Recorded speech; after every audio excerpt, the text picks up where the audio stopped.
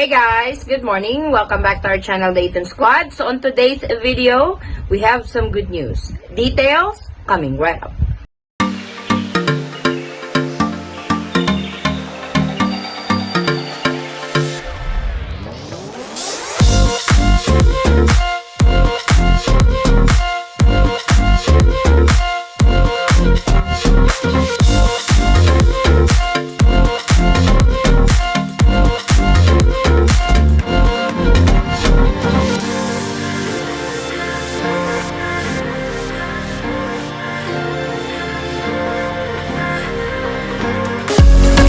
So finally, the new resolution from the IATF, or the Interagency Task Force for the Emerging of Infectious Diseases, has been posted, and they have added new categories that are allowed to enter the Philippines starting today, May 1 of 2021. So who are these categories that are now allowed to enter the Philippines?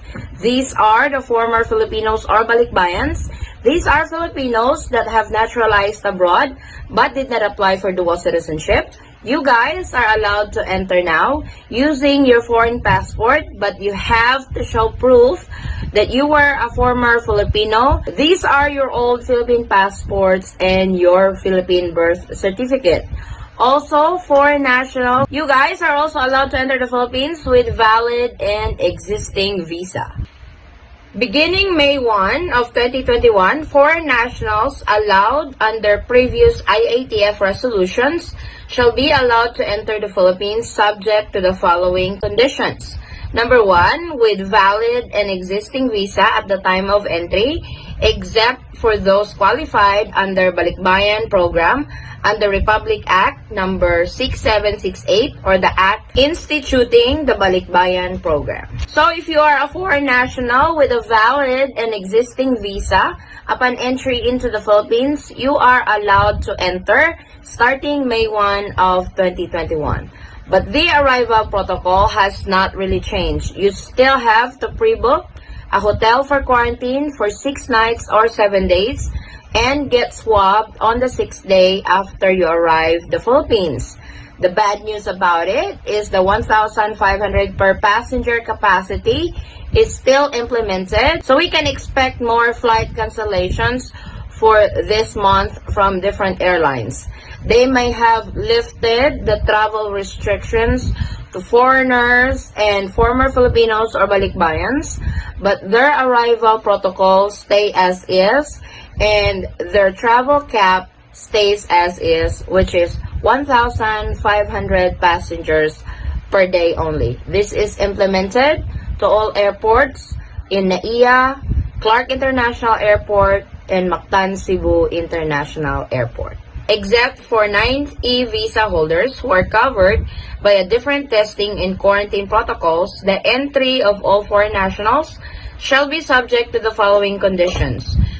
With pre-book accommodation for at least 7 nights in an accredited quarantine hotel or facility, and subject to COVID-19 testing at the quarantine hotel or facility on the 6th day from the date of arrival.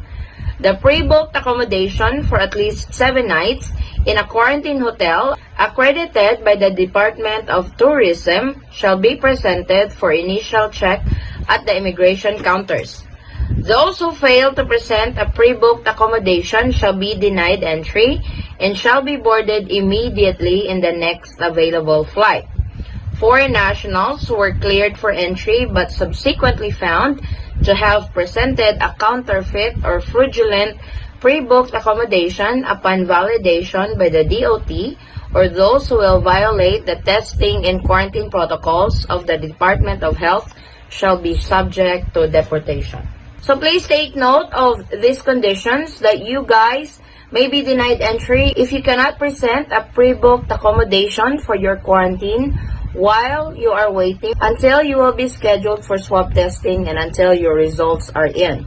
So make sure that you have those hotel bookings confirmed already, and you can show proof that you have booked a hotel for your quarantine before you arrive in the Philippines.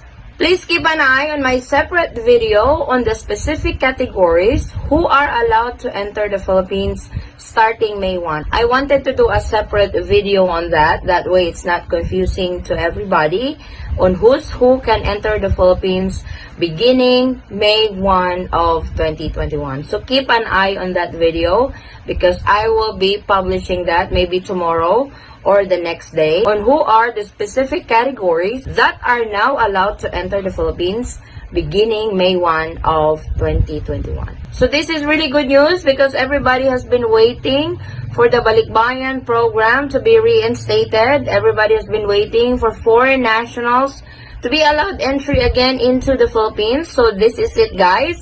You guys are now allowed to enter the Philippines with the following conditions that we just mentioned earlier.